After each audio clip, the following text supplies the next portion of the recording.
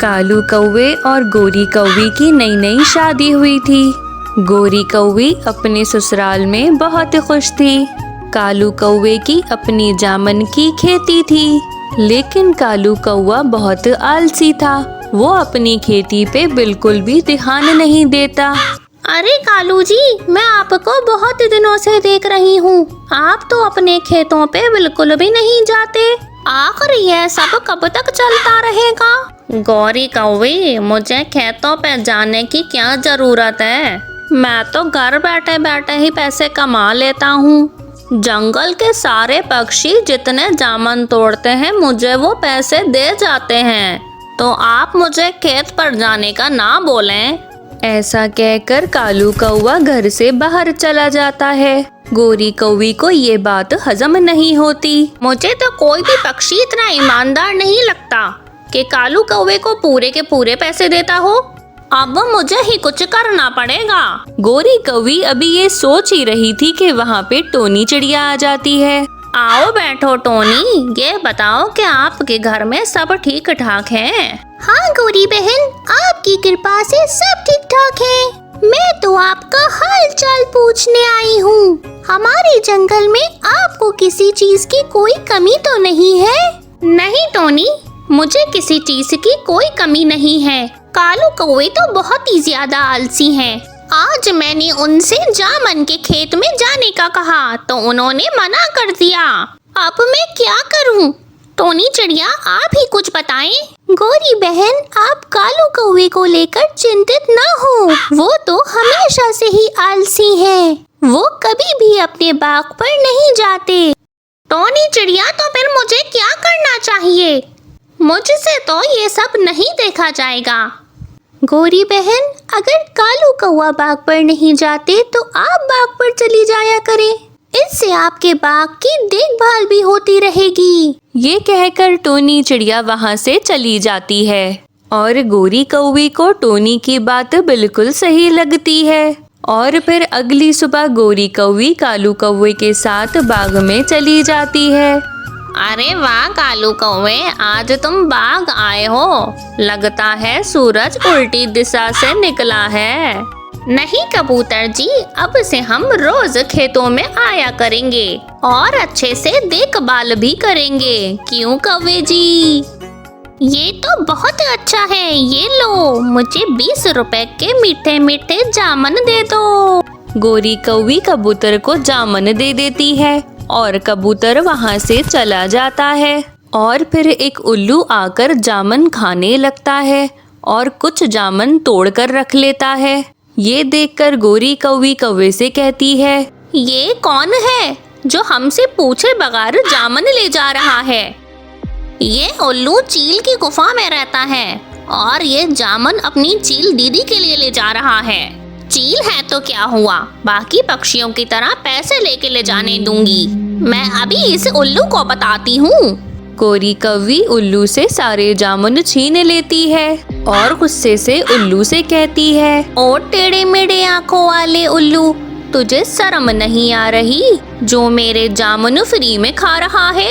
लगता है तुझे पता नहीं है ये जामुन मैं किसके लिए ले जा रहा हूँ और मैं कौन हूँ। मुझे सब पता है। तू ये जामुन अपनी उस बुरी शक्ल वाली चील के लिए ले जा रहा है। अगर आज के बाद मेरी जामुन को हाथ भी लगाया तो मैं तुझे जिंदा नहीं छोड़ूंगी। कमजोर कौवी, तू मुझे मारने की बातें कर रही है। देख मैं तेरे जामुन कैसे जमीन पर गिराता हूँ। उल्लू की ये बातें सुनकर कौवी को तो गुस्सा आ जाता है और वो उल्लू की जमकर पिटाई करती है। अब पता चला कौन कमजोर है और कौन ताकतवर। अब मेरे बाग के आसपास दिखाई भी मत देना, वरना वो हाल करूंगी कि तूने कभी सोचा भी नहीं होगा। फिर उल्लू वहाँ से भाग जाता है और कौवी कौवे से कहती है, डरपोक पति, कैसे अपनी पत्नी की लड़ाई देखा जा रहा था कि तुमने उल्लू से कुछ भी नहीं कहा। वो मैं ये सोच रहा था कि तभी वो उल्लू यहाँ से भाग गया। रहने दो, सारी जिंदगी सोचने में ही निकल जाएगी। उल्लू हापता हुआ चील के पास आ जाता है। उल्लू की ऐसी हालत देखकर चील उससे पूछती है, अरे छोटे उल्लू, तुझे क्या हुआ है? तू इतना हाँप क्यों रहा है? वो दीदी, मैं रोज की तरह कौवे के बाग से जामुन लेने गया था और उसकी पत्नी ने मेरी जमकर पिटाई की और ये कहा कि आज के बाद मेरे बाग से दूर रहना। इस कौवी की इतनी हिम्मत! चल तू मेरे साथ, मैं उसे अभी सबक सिखाती हूँ। फिर चील और उल्लू गोरी कौवी के बाग में आ जाते हैं और चील कौवी से गुस्से से कहती है, अरे ओ कौवी, जरा ये बात कान खोल के सुन ले। मैं तेरे बाग से रोज जामुन खाया करूंगी और जितना मन करेगा उतनी जामुन जमीन पर गिराऊंगी। बता तू क्या कर लेगी? ये सुनकर कालू कौवा अपनी पत्नी से कहता है, गोरी कौवी, आप जरा इस वक्त बिल्कुल चुप रहिएगा। ये चील हमसे बहुत ज्यादा ताकतवर है। गोरी कौवी काले कौवे के बात पे बिल्कुल ध्यान नहीं देती और चील से बोल पड़ती है, तो वो आप हो जो मेरे फ्री के जामुन खा खा के भैंस की तरह मोटी होती जा रही हो। अरे तेरी ये जुर्रत कि तू मुझसे पंगा ले! लगता है तेरी हड्डियां तो तोड़नी पड़ेंगी। हाँ हाँ, आजा मोटी चील, कौन डरता है तुझसे? फिर दोनों में काफी देर तक लड़ाई चलती है और गोरी कौवी खूब डटकर मुकाबला करती है। थोड़ी देर बाद चील थक जाती है और हाँपते हाँपते कहती है, ये मुकाबला खत्म नहीं हुआ है।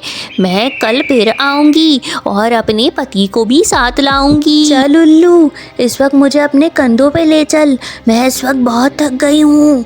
ये मुझसे नहीं होगा, आपसे पहले मुझे प्रसाद मिल चुका है। फिर वो दोनों वहाँ से चले जाते हैं। गौरी कौवी जी, अब हमें घर चलना चाहिए। गोरी कौवी कालू कौवे से कहती है, चुप कर जाओ बदमाश पति, ये सब कुछ आपके कारण हो रहा है। फिर ये दोनों अपने घर आ जाते हैं। फिर रात हो जाती है। फिर कालू कौवा अपनी पत्नी से कहता है, गोरी कौवी, आप आराम से सो जाइए, कल की चिंता मत कीजिए। आप कल बाग जाना ही नहीं। वो चील और उसका पति फिर किससे मुकाबला करेंगे? आप एकदम चुप होकर सो जाइए, मैं कल बाग जरूर जाऊंगी और आपको भी मेरे साथ चलना ही होगा। गोरी कौवी जी, आपने चील का तो डटकर सामना किया, पर उसका पति बहुत खतरनाक है, आप उसका सामना नहीं कर पाओगी। ऐसा कहकर कालू कौवा सो जाता है। लेकिन गोरी कौवी को कहाँ नींद आने वाली थी। वो सोचने लगती है और फिर टोनी चिड़िया के घर चली जाती है और फिर उसे सारी बातें बताती है।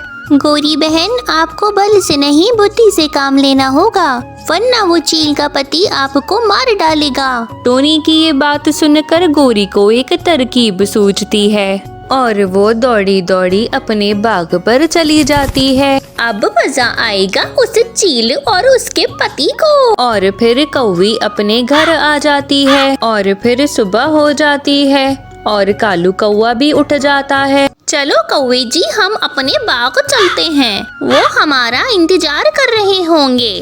गौरी कौवे जी, मैं तुम्हारे साथ नहीं जाऊंगा, वो चील का पति तुम्हारे साथ मेरी भी हड्डियां तोड़ देगा। अरे मेरे बुज़दिल पति, मैंने पहले से ही सब कुछ सोच लिया है, बस तुम मेरे साथ चलो। फिर कालू कौवा और गोरी कौवी अपने बाग आ जाते हैं। टोनी और कुछ और पक्षी वहाँ पहले से ही जमा थे। चील का पति कौवी जी को घूर घूर कर देखने लगता है। यही है वो दुष्ट कौवी जिसने मेरी और उल्लू की जमकर पिटाई की। अब आप इसे जिंदा मत छोड़ना। हाँ हाँ, मुकाबला पूरे नियमों के साथ ही होगा, जैसा कि मैंने कहा था, वरना मैं इस चील को पटक पटक के मारूंगी। कहीं इसका सर फूट गया तो मैं इसकी जिम्मेदार नहीं हूँ। पहले तुम मुकाबला करो, फिर देखते हैं किसका सर फूटता है। फिर ये दोनों लड़ने के लिए तैयार हो जाते हैं। जैसे ही चील और उसका पति मारने के लिए आगे बढ़ता है, उन दोनों के ऊपर एक जाल आ गिरता है। ये क्या हुआ चील जी, हम इस जाल में कैसे फंस गए? फंसे नहीं हो, मेरे जाल में फंसाए गए हो। अब मुझे तुम दोनों से मुकाबला करना ही पड़ेगा। ऐसा कहकर गोरी कौवी एक मजबूत डंडे से उन दोनों की पिटाई करने लगती है। ये देखकर उल्लू वहाँ से भाग जाता है और कालू कौवा भी एक डंडा उठाकर चील और उसके पति की धुलाई करने लगता है। मारो गोरी कौवी जी मारो, इनको खूब मारो, ये दोनों तो फ्री में हमारे जामुन खाए जा रहे थे। आज इनकी खूब जमकर पिटाई करता हूँ। हमें माफ कर दो, हम तुम्हारी जंगल में लौटकर नहीं आएंगे, हमें माफ कर दो, हमें जाने दो। लेकिन कालू कौवा तो इनकी कोई बात नहीं सुनता। कालू कौवे का ये रूप देखकर गोरी कौवी बहुत हैरान रह जाती है। रुक जाओ कौवे जी, इन्हें जाने दो, ये हमारे बाग में अब कभी नहीं आएंगे। गोरी कौवी की बात सुनकर कालू कौवा रुक जाता है और फिर चील और उसका पति वहाँ से भाग जाते हैं। तभी टोनी चिड़िया कहती है, बहुत खूब गोरी बहन, आपने इस चील और इसके पति को सही सबक सिखाया। अब ये दोनों हमारे जंगल की तरफ कभी भी मुड़ के दोबारा नहीं देखेंगे। कालू कौवे जी, आज आपने खूब हिम्मत दिखाई, जिससे पता चलता है कि आप डरपोक नहीं हो। प्यारे दोस्तों, हमें इस कहानी से ये सीख मिलती है कि मुसीबत हमारी कितनी भी बड़ी क्यों ना हो, हमें उसका डटकर मुकाबला करना चाहिए। अगर आपको हमारी कहानी अच्छी लगी है तो कहानी को लाइक और चैनल को सब्सक्राइब कीजिए। धन्यवाद।